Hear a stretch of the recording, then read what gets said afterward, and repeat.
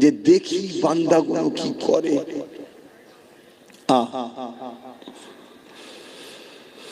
আজকে এত মুসলমান থাকার পরও এই বাংলার জমিনেতে যে কোরআনটা রাসূলুল্লাহর উপরে 23 বছর ধরে ধারাবাহিকভাবে নাজিল হলো, যে কোরআন রাসূলুল্লাহর উপরে প্রথম যখন নাজিল হয়েছিল, আল্লাহ নবী গুহা থেকে এসে নিজের আহলিয়া আমাদের আম্মা জান হযরত খাদিজাতুল কুবরা রাদিয়াল্লাহু তাআলা আনহাকে বলেছিলেন, জাম্মালুনি জাম্মালুনি জাম্মালুনি। তিনাকে ঠান্ডা লাগতেছিল, কম্বল চাপা দিবার কথা। এ যুবকেরা, তরুণেরা, বাপেরা, আল্লাহ নবী নবী দয়ার উপরে বিয়ে পড়ে 23 বছর ধরে যে কোরআনটা ধারাবাহিকভাবে নাজিল হয়েছে, এই কোরআনের বিরুদ্ধে চক্রান্ত 1000 বছর ধরে চলে আসছে। কিন্তু যারা চক্রান্ত করেছে তারা একটা দিন বলতে বাধ্য হয়েছে, এই কোরআন কোনো মানুষের কথা নয়, এই কোরআন হলো মহান স্রষ্টার ঐশী বাণী। আজকে সেই কোরআনকে নিয়ে আমার বাংলা জমিনে কত বড় মিথ্যাচার করা হয়ে গেল। সেই কোরআনের বিরুদ্ধে কত রকম নোংরা নোংরা কথা বলা হলো। যে ভাষাগুলো বলতে আমাকে নিজের জবানে বড় কষ্ট লাগছে, আপনাদের শুনতে কোনো বাকি নাই। আজ উম্মতে মুহাম্মাদীকে জানতে চায়, আমার রাসূলুল্লাহ আমাদের কাছে প্রথম নম্বর যেটা রেখে গেল কিতাবুল্লাহ, আল্লাহ পাকের কিতাব কোরআন। সেই কোরআনকে আজকে মিথ্যাচার করা হচ্ছে, সেই কোরআনকে আজকে বেউজ্জতি করা হচ্ছে। এ উম্মতে মুহাম্মাদী, বলো আজ তোমার কাছে জানতে চাই, এই জালিমদের বিচার হওয়া দরকার আছে না না? কিন্তু বিচারটা করবে কে? আমি হুজুর, আমার ভাই করবে? বলেন কে বিচার করবে? বিচার তো আইন করবে, কিন্তু আইন তো একটা জড় বস্তু, সে তো নিজে চলতে পারে না। আইনকে চালানো হয়, তা আইনকে যারা চালায় তারা নেতা লিডার, তাই তো নাকি? এই নেতা লিডার নির্বাচন করে কারা? জনগণ, আমরা। আর বাংলায় নেতার তকদির আমরা সিলেক্টেড করার ওসিলা আল্লাহ আমাদের দিয়েছে। তাহলে আজকে বাংলার বুকে আমরা 4.5 কোটি কম বেশি মুসলমান হওয়ার পরও আমার কোরআনের বিরুদ্ধে মিথ্যাচার করা হলো, এতগুলো কেস মামলা হলো, এখনো পর্যন্ত কি সে বেটাকে ধরা হয়েছে? তাহলে আমাদের গালে কি চুনকালি নয়? এটা কি আমাদেরকে শিক্ষা দিয়া নয়? এটা কি আমাদেরকে অপমান অপদস্থ করা নয়? যে তোদের হাইসিয়াত কি আছে রে, তোদের আমি একটু চলতি ভাষায় বলছি, তোদের মুরত কি আছে? তোদের রসুলের উপরে আঘাত দেব, তোদের আল্লাহর উপরে আঘাত দেব, তোদের কোরআনের উপরে আঘাত দেব, তোদের দিনে নাকি রেপ করাটা ভালো কাজ বলবো, তোদের মুরত নেই, আমাদেরকে কিছু করতে পারবি কেন? তোরা হলি ভিখারি, তোদেরকে 500 টাকায় কিনা গোলাম তোরা আমাদের। এটাই বলা হচ্ছে তো নাকি? এই জাতকে জানতে চাইছি, আপনাদের কি আখিরাতে কল্যাণ হবে মনে হয়? কেন আল্লাহ তো প্রশ্ন করবে কিয়ামতের দিনে, বল জবাব দে যে আমার কোরআন নাকি 5 নম্বর আয়াত হিংসা ছড়িয়েছিল, কেউ বলেছে আমার কোরআন নাকি নাউজুবিল্লাহ মানুষের লেখা, আমার কোরআনের উপরে নাউজুবিল্লাহ এটা ওটা করা দরকার, কেউ বলেছিল। বল আমার কোরআনের জন্য কি করলি? তোরা তো দুনিয়ার স্বার্থে কাউকে এক জায়গায় পৌঁছাবার জন্য তোরা মারপিট করেছিস, খুন করেছিস, যেটা আমার নিষেধ সব করলি। কিন্তু কোরআনের দুশমনরা যাদের শাস্তি পায় তার জন্য তোরা কি করেছিস? বল কি প্রশ্ন করা কি আল্লাহ পাক করবে না করবে না মনে হচ্ছে? তাহলে কি জবাব দেবে?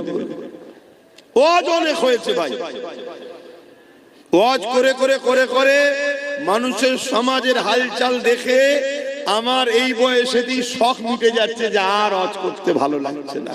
কিভাবে ওয়াজ করি? যদি টাকা ইনকাম করার শখ থাকে, জলসা করার কোনো প্রয়োজন নেই। বিজনেস করলে অনেক টাকা। আদানি, আম্বানি, রিলায়েন্স, টাটা, এরা কেউ জলসা করে বড় লোক হয়নি, সব বিজনেস করেই হয়েছে। ওজন জলসা করে আমরা আমাদের বাপ চাচাদের ঘরে তো দেখছি যা হাল, জলসা করে করে আমার বাপ চাচাদের ঘরে তো দেখে আসি তাদের হাল কি। রিসেন্ট এই 2-5-10 বছর হয়তো একটুখানি মানুষের মধ্যে একটা জিনিস হয়েছে, না হুজুরদের একটু মূল্যায়ন করা দরকার, আলেমদের মূল্যায়ন করা দরকার। না হয় আমার তো প্রথম জীবনে দেখা আছে রে বাবা। তবে এইটাও মাফ করবেন, এটাও আব্বাস সিদ্দিকীরই অবদান। এখন তো বিরোধী অনেকে করবে, এটাও আমার অবদান। না হয় সব জানা আছে। তো যাই হোক, সেটাই বলছি। আমার প্রশ্ন আপনাদের কাছে যে আল্লাহ আমাদেরকে তো জিন্দেগি দিল নবীর দিনের পাহারাদার হয়ে, আর রাসূল বললেন এই তিনটে রেখে গেলাম, মজবুত করে ধরো। আজকে 4.5 কোটি মুসলমান থাকার পরও, আমাদের ভোটে সরকার গড়ার পরও আমাদের দুশ্মন সরকার বলছে সে তারও দুশ্মন, আমার কোরআনের নামে এত বড় মিথ্যাচার করলো, সংবিধানের 25 নম্বর ধারাকেও লঙ্ঘন করলো, এতগুলো কেস হলো, তারপরেও তাকে এখনো ধরা হলো না কেন? কোন একটা জায়গায় আমার বলতে ইচ্ছা করছে আমাদেরই গাফলতি নেই তো, যে সরকার এটা জেনে যায় না তো যে মুসলমানগুলোর কাছে, এদের কাছে কোরআন আগে নয়, রাসূল আগে নয়, আল্লাহ আগে নয়, দ্বীন আগে নয়, এদের কাছে আমি যা বলবো তাই, আমি আগে। আমার ভাড়াটিয়া অনেক মোল্লা মৌলভী সাহেব ছাড়া আছে, তাদের মাধ্যমে কিছু কিছু পাঠিয়ে দেবো, আর ঠিক সময় এলে ভয়টা দেখাবো, এগুলো আমাকে ছাড়া বাঁচার উপায় নেই, এমন কিছু ভাবছে না তো? কি গো, একটু আওয়াজ দেন না। এরকম কিছু ভাবার সুযোগ আমরা করে দিইনি তো? আমার কথা বুঝতে পারছেন তো? আমি একটু আগে উঠে পড়েছি, আমি তো আরো আগে উঠতাম। কেন এখন নো এন্ট্রি খুলে দিলে ব্রিজের কাজ হচ্ছে, রাস্তা প্রচুর জাম হয়ে যাচ্ছে। আগে আগেই ছেড়ে দেবো আপনাদেরকে, খাওয়া দাওয়া আগে আগেই হয়ে যাবে, চিন্তার কোনো কারণ নেই। আমার বোঝার উদ্দেশ্য এটাই, আল্লাহ তিনি আপনাকেও খাওয়াবে, আমাকেও খাওয়াবে। আমি যদি আল্লাহ বিরোধী হই, নাউজুবিল্লাহ, তার আগে মরণ দিক আল্লাহ, আমি আল্লাহ বিরোধীদের ঘরেও আল্লাহ খাওয়াবে। খাওয়াটা বড় ফ্যাক্ট নয়। যতদিন দুনিয়ায় হায়াত নিয়ে এসেছেন ততদিন থাকবেন, চলে যাবেন একদিন, এ কোনো বড় বিষয় নয়। আপনি আসেন, জি আমি বুঝতে পারছি, আপনি যান। আল্লাহ বড় বিষয় হলো, আমার কথা শুনছেন, আগে বুঝুন। এই কানে হাত দিয়ে শুধু ঘটনা বলেছে কিছু লাভ না। বড় বিষয় হলো আল্লাহ আমাদেরকে যে জন্য পাঠালেন, আমরা সেটা কি করতে পারলাম? কোনটা সত্য, কোনটা অন্যায়, কোনটা নাই, কোনটা মিথ্যা, এটাকে পার্থক্য করার জন্যই তো আল্লাহ পাক কালামুল্লাহ কোরআনকে পাঠিয়েছে। আজকে সেই কোরআনের উপরে যখন আঘাত হয়ে গেছে, এ যুবকেরা, তরুণেরা, বাপেরা, তাহলে আমরা কি করে আর দ্বীনের পক্ষে রইলাম? আজকে এতগুলো মুসলমান আমরা দুনিয়া জমিনে কোনো কাউকে জিতাবার জন্য নিজের কওমের ভাইকে মারছি, কাউকে জিতাবার জন্য কারো নামে কেস করছি, কাউকে জিতাবার জন্য কারো ঘরকে পর্যন্ত ভেঙে দিচ্ছে। আমরা মুসলমান একে অপরের বিরুদ্ধে লড়তে লেগেছে, দুনিয়ার স্বার্থে, দুনিয়ার কোন দুশ্মনের রাসূলের স্বার্থে, দুনিয়ার জমিনে কোন ইসলামের বিরোধী স্বার্থে আজ আমরা এক কাজ করে বেড়াতে লেগেছি। কিন্তু আজকে যখন প্রশ্নের চিহ্ন হয়ে গেছে, কোরআনের বিরুদ্ধে এমন জঘন্যতম কথা বলে দিল কোন এক জালিম, কিন্তু আজকে দিনে যার জন্য আমরা মুসলমান লড়াই করলাম, যার জন্য আমরা মুসলমান আল্লাহ বিরোধী কাজ করলাম, যার জন্য আমরা মুসলমান নিজের কওমের ভাইকে মারলাম, যার জন্য আমরা মুসলমান নিজের কওমের ভাইকে খুন করলাম, যার জন্য আমরা মুসলমান নিজের কওমের ভাইয়ের ঘরকে ভেঙে দিলাম, যার জন্য আমরা মুসলমান নিজের গ্রামের মধ্যে ফিতনা তৈরি করে দিলাম, আজকে দিনে জানতে চাই যার জন্য সব কিছু করেছো সে তোমার কোরআনের জন্য আজকে কি করছে বলো?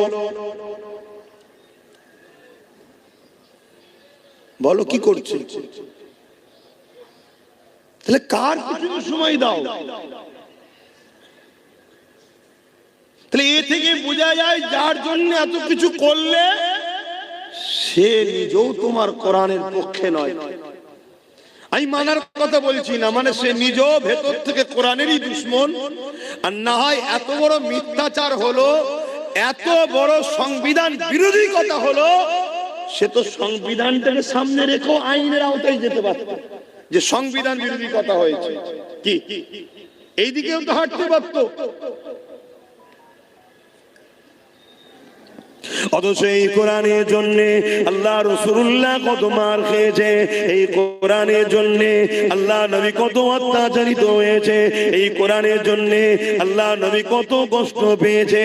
এ যুবকেরা, তরুণেরা, বাপেরা, আল্লাহ নবী যখন তায়েফের জমিনে গিয়ে এই কোরআনের মেসেজকে শোনাবে বলে, কালামুল্লাহকে শোনাবে বলে আল্লাহ নবী যখন তায়েফের জমিনে গেল, তায়েফের মুশরিক জালিম অত্যাচারীরা ছোট্ট ছোট্ট বাচ্চা দিয়াকে তাদের হাতে পাথর তুলে দিয়ে আমার রাসূলুল্লাহর বিরুদ্ধে লেলিয়ে দিল। আমার রাসূলুল্লাহকে দেখে তারা পাথর নিক্ষেপ করতে লাগলো। আমার রাসূলুল্লাহ যেখানে পাথর লাগে আল্লাহ নবীর শরীরের সেই জায়গা ফেটে রক্ত বেরোতে লাগলো।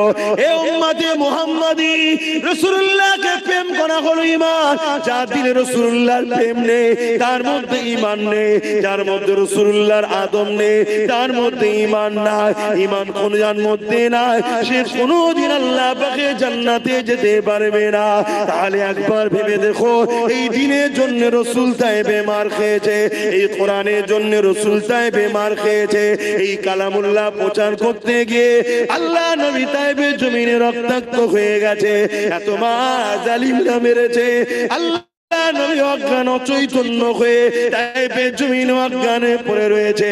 জালিমদের সরদার গুলো আগিয়ে এলো, তারা আগিয়ে এসে আমার রাসূলুল্লাহ নাকের করে হাত দিয়ে দেখতে লেগেছে মুহাম্মদ রাসূল বেঁচে আছে না মরে গেছে। এই অবস্থা দেখে তারা আমার রাসূলুল্লাহর উপরে ওই অবস্থাতে আবার লাঠির আঘাত করে। এ উম্মতে মুহাম্মাদি, আজ তোমাদের ঈমান কোথায় গেল? আজ তোমাদের দ্বীন কোথায় গেল? আজ তোমাদের বিবেক কোথায় গেল? আমার রাসূলুল্লাহর মতো দরদি এই দুনিয়া জমিনে কেউ আসেনি, আর কেউ আসবে না।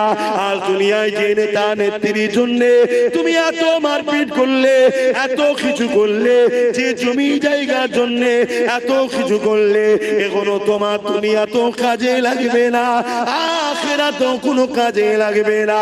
মনে রেখে দিও, কিয়ামতের দিনে কেউ তোমার পাশে দাঁড়াবে না, তোমার বাপ তোমার হবে না, তোমার মা তোমার হবে না, তোমার দাদা দাদি তোমার হবে না।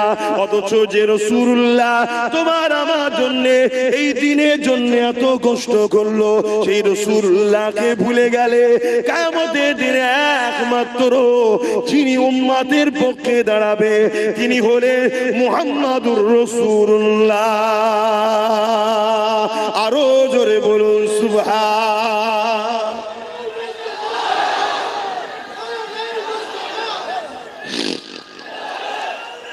আল্লাহ বলে ওয়াজ কেন করা হয়? আপনাদের মরা অন্তরগুলোকে জাগাবার জন্য। আপনি যদি মনে করেন আল্লাহ ছাড়া, রাসূল ছাড়া আপনাদেরকে অন্য কেউ বাঁচাতে পারবে, তাহলে আব্বাস সিদ্দিকীর ওয়াজ ভুল হচ্ছে।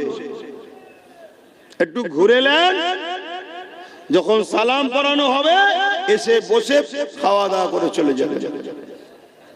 কেন রেজেকের মালিক আমি নয়, রেজেকের মালিক আল্লাহ। আল্লাহ বিরোধীর সঙ্গে থেকে আল্লাহ দেওয়া রেজেকটা খেয়ে ঘরে চলে যাবে। আর যদি মনে হয় যে আমাদের আল্লাহ রাসূল ছাড়া কেউ নেই, তাহলে তুমি সব জায়গায় পা ফেলার আগে একবার দেখে নাও আমি আল্লাহ রাসূলের দুশমনের সাথ দিচ্ছি না তো। আমার দিনের বেলায় একে পাওয়া যাবে তো, আমার কোরআনের বেলায় একে পাওয়া যাবে তো। সে মানে চাই না মানে তার ব্যাপার, কমসে কম আমার কোরআনের উপরে আঘাত যখন দেবে সে বাড়ির কর্তা হয়ে যেন বলে, এই তুই ছেলের মধ্যে তুই মানিস না তোর জায়গায়, কিন্তু এ মানে একে আঘাত দিলি কেন, তুই কৈফিয়ত দে। এই কর্তার পিছনে দাঁড়ানো দরকার আছে না? কিন্তু আজ আমরা কি করলাম বল বল, আজকে এত সাহস গুলো হচ্ছে কি করে? দেখছেন না, বলছে যদি আমি ভুল করে থাকি আইনে যান, কেসে যান। কেন এ জালিম জানে যে মুসলমানরা আইনে গেল, আইনের জায়গা তো এরা অধিকার পাবে না, কারণ আইনের রক্ষক যারা, আইন যারা চালনা করছে তারা আমাদেরই লোক বসে আছে। তাই তো বলছি। কিন্তু এই ভুলটা আমরা করেছি হাকি না, আমরা আমাদের বাচ্চার পাতকে কেটে নিয়ে ইসলামের দুশমনদের পেটকে ভরিয়েছি হাকি না। নিজের পাপকে বুঝতে শেখেন, নিজের ভুলকে বুঝতে শেখেন। আল্লাহ দুহাই দে বলছি, আমার তো ভয় হচ্ছে এই জালিমদের হাতে মার খাবার আগে আল্লাহ আমাদেরকে মেরে দেবে। স্বাভাবিক। পাকিস্তানের বিরুদ্ধে আমার বর্ডারে কাশ্মীরে লোক লাগানো আছে, 11 লক্ষ কম বেশি সেনা দাঁড় করানো আছে। এরপরেও যদি পাকিস্তান হু করে আমার দেশ দখল করে, ওই 11 লক্ষকে তো মাইনেতে কোনো লাভ নেই, ওই 11 লক্ষ করে রেখে তো কোনো লাভ নেই, ঠিক না বেটি? ঠিক আমার আল্লাহ পাক তো আমাকে খাওয়াচ্ছে, আমাকে বাঁচিয়ে রেখেছে, উম্মতে মুহাম্মাদি করে নসিব বড় করেছে। খেয়াল করে দেখুন, আল্লাহ কোনো গুমুত খাওয়া দলে পাঠাই নাই, আল্লাহ তোমাকে পাঠিয়েছে আমিনার লালের উম্মত করে। জোরে বলুন সুবহানাল্লাহ।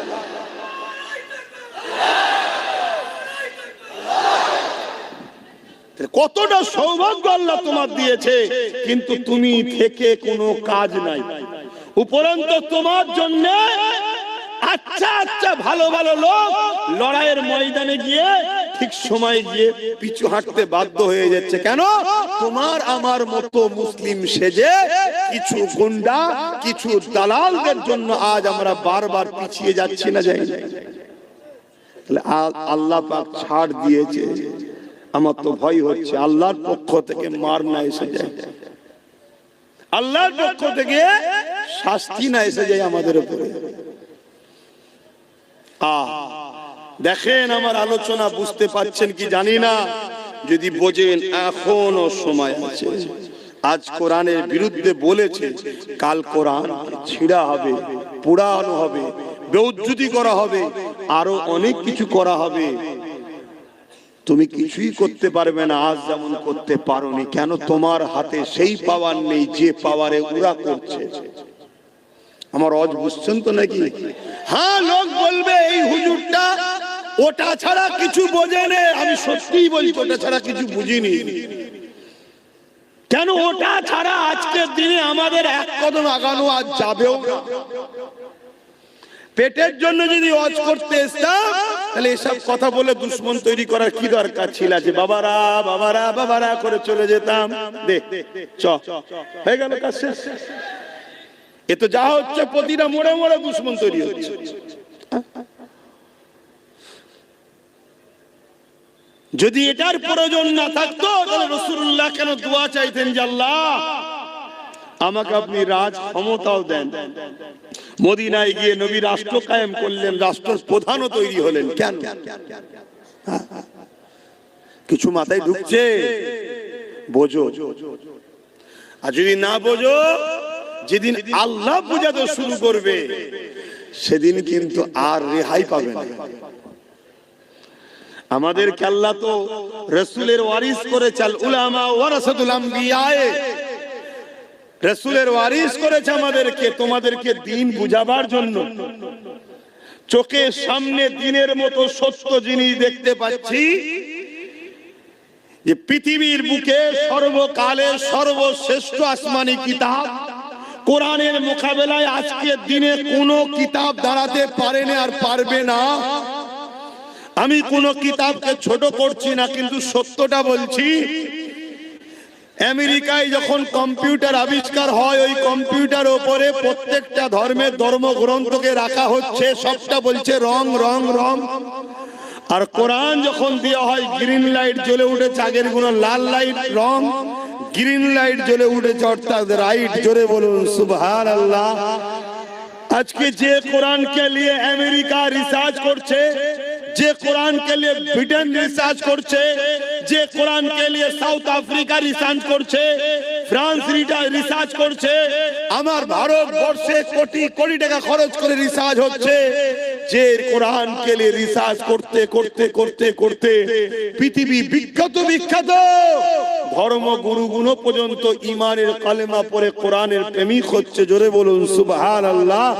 সেই কোরআনের বিরুদ্ধে 40% মুসলমান থাকা অবস্থায় এত বড় কথা বলে এখনো ঘুরে বেড়াচ্ছে, আইন তার ব্যবস্থা নিচ্ছে না।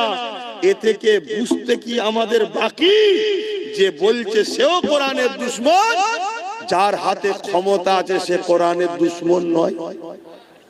আমি সবাইকে জিজ্ঞেস করছি, আমি আবার বলছি, আপনারা যদি আমার কথায় অমত হন, দয়া করে একটু রাস্তার আশপাশে বসেন, ঘরে সালামটা যখন দেবো, এটা তো সিগন্যালও রয়েছে, সালামে দেওয়ার পরেই দোয়া হয়, এটা সিগন্যাল বোঝাও যায় যে খাবার ব্যাপার আছে, তখন চলে আসবেন। আমি খুলে বলছি কথা, আমি কাউকে ছোট করছি না, হাকিকাত। যে বসে পড়েছি ভাইজান দাওয়াত দিয়ে ডেকে নিয়েছে, কেন আমি প্রায় বলি জলসাটা সাথে আমি জড়িয়ে আছি, আপনারা আসবেন, দাওয়াত দিই তো নাকি, তা নিয়ে সেই সব কথা শোনাচ্ছে কেন? আমি কি শোনাবো আপনাকে বলুন তো? নামাজের কথা, রোজার কথা? আমার কোরআন অপমান হচ্ছে, তুমি মসজিদে গিয়ে সেজদায় পড়েছো? হ্যাঁ, তোমার মতো নামাজি 72টা দল জাহান্নামে যাবে নামাজ পড়ে, তুমি জানো না?